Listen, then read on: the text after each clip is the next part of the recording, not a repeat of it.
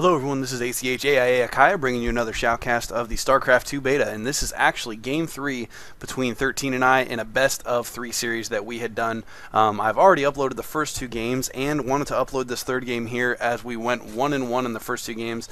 Unfortunately, we did not have the ability to play out the third game the first night that we played this. So, as I promised, here is the Game 3 between the two of us. I, of course, have been going random for the series, which in the first 2 games resulted in me getting Protoss, which is my weakest race. And 13, actually, he is talking to Averick, one of our buddies was spectating this game, wants to know what his APMs is. But anyways, I have spawned as the orange Zerg here at the bottom, so getting a little bit of a nice break as playing random. I do have my best race, the Zerg. And on the left-hand side, 13 is, of course, playing as Protoss, his best race as well. So we will have a pretty standard matchup between the two of us since we both have our strongest races in suit. And we're playing on the map Metalopolis, which is a 4-player map.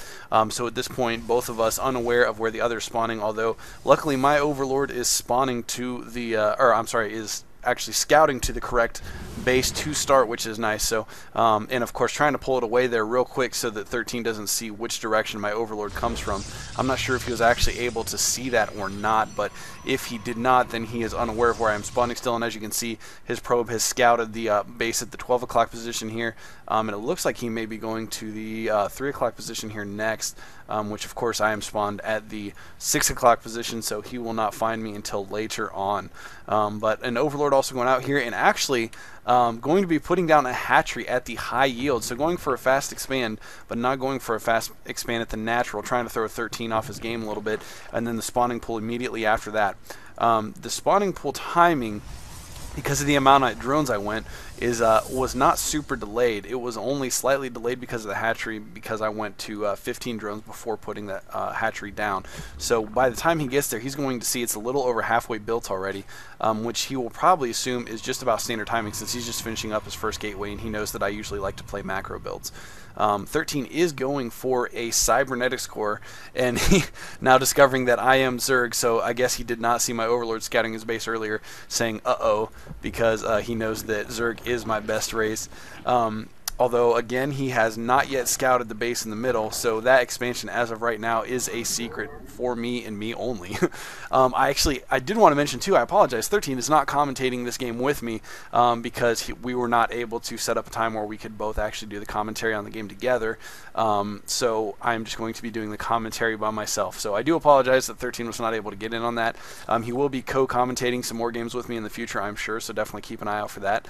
And it looks like this expansion at the yellow minerals has gone up now, so getting a queen out first there, and then going to be getting some drones up there obviously so that I can take advantage of the extra return on those high yield resources.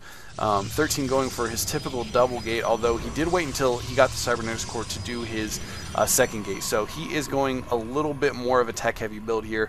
Gonna see some stalkers from him a little bit later in the game, and he initially just got the cybernetics core so he could get the warp gate technology.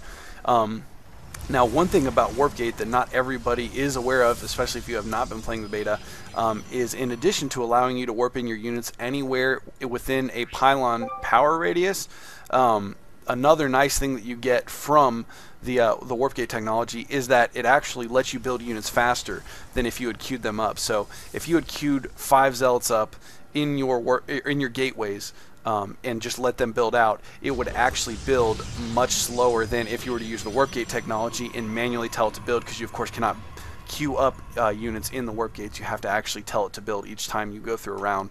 And it looks like 13 going to move out here. He does have 4 zealots and putting down a 3rd gateway right now. So and it looks like he's actually going to walk right by this hidden expansion here. So we'll see if he actually gets a glimpse of it as his 4 zealots move down towards my base. I'm not.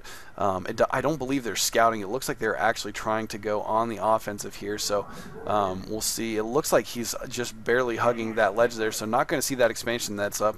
And these zealots going to move up into my base, and of course my Overlord had spotted them because I had one, or I'm sorry, actually I had the Zelnaga watchtower, so, and I believe I did have an Overlord down here too, able to get up 1 spine crawler and a few Zerglings, having to use my drones to fight temporarily too, 13 backing off so as not to lose an early zealot, and continuing to try to macro out Zerglings. At this point though, got a decent amount of Zerglings, plus with the backing of my Queen and a spine crawler, not going to be too difficult to hold this off at this point. And if we take a look at the income tab here, you can see that we are still both pretty even, although I'm starting to get a slight edge here because the high yield is starting to kick in for me here as I start to macro up more drones. Of course, having to put the drones production on hold because of the zealots pushing on my base. So I had to get some zerglings up really quick to make sure that I could defend that zealot attack from 13. And it looks like 13 has a robotics facility. We do not yet see him building an observer, and if we look at the units overlay here, it doesn't look like he has one yet. So he is getting an immortal though. I'm guessing that he is assuming that I'm going to be building some roaches here in a little bit, since I had a decent amount of zerglings. Zerglings, of course, are very good against immortals. However, roaches being tier 1.5 just above zerglings do a good amount of damage, but unfortunately immortals trash